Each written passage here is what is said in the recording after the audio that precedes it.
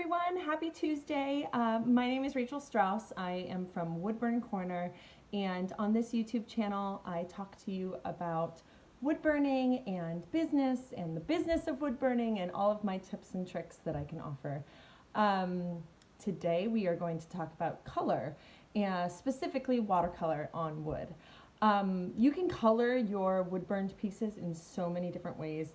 Watercolor, acrylic, stain, watercolor pencils, colored pencils, puffy paint, crayons, markers. I mean, honestly, there's so many ways that you can add color to a wood burned piece. But today we are going to talk about specifically watercolors. So there are so many different types of watercolors out there. They all work in a similar fashion. I have a couple that I use. This is my cheaper one that I used to use all the time. But it still has great colors and works really well. And then I also have my Winsor Newton palette, which has just beautiful, vibrant colors. It's a really, really great set. I really enjoy this one as well. But there are so many others out there, so find the right one for you. So today we are going to add color to a birch little piece. There are a couple of ways that you can do it. I like to use these watercolor water pens. They're fantastic because you don't have to just keep dipping back and forth between your water and your color and the wood and the water and the color and the wood. The water's right there. So it eliminates one of the steps, which I am all about efficiency. So this is just, you can get these on Amazon. They're fantastic. Arteza has some. There's a bunch out there. So just, if you look up watercolor water pens, you'll find them.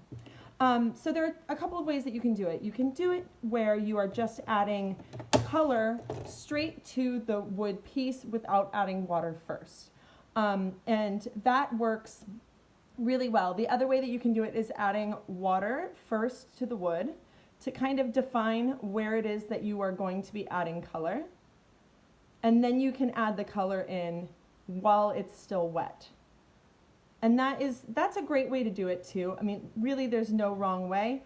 The one thing that you want to be really careful of is not adding too much water, because if you add too much water, you can actually split your wood. So you want to be really careful about adding just the right amount of water. Don't add too much. And if you, you'll notice with wood, it just soaks up the color. Right where you put it down. It doesn't move around. You can't get your paper, or your wood rather, really wet and then move the color around, because what you'll end up doing is adding too much water and eventually splitting the wood. So what you want to do is make sure that you put the color down right where you want it. Get that color mixed and exactly the right shade that you want, and then put it down right where you want, because it doesn't like to move around as you add the color. The other way that you can add color is just by simply adding it to the dry wood. And this works great too, but it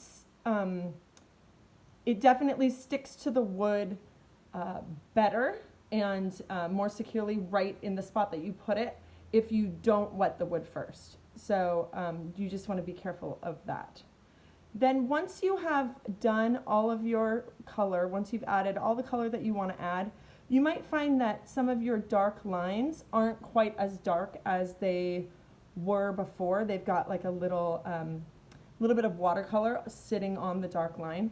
What you can do is you can actually go back with either a tool like an embossing tool and kind of, rub it away. You can get your embossing tool even wet a little bit and rub it away. The other thing that I actually like to do is to take an archival pen of some sort and just actually go back over my dark lines, and it really makes the wood burned piece pop.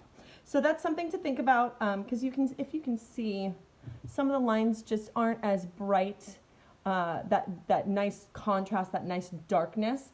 And so just by adding the pen to the burned areas that are now covered with a little bit of watercolor, it just makes it pop out that much more and look that much more beautiful.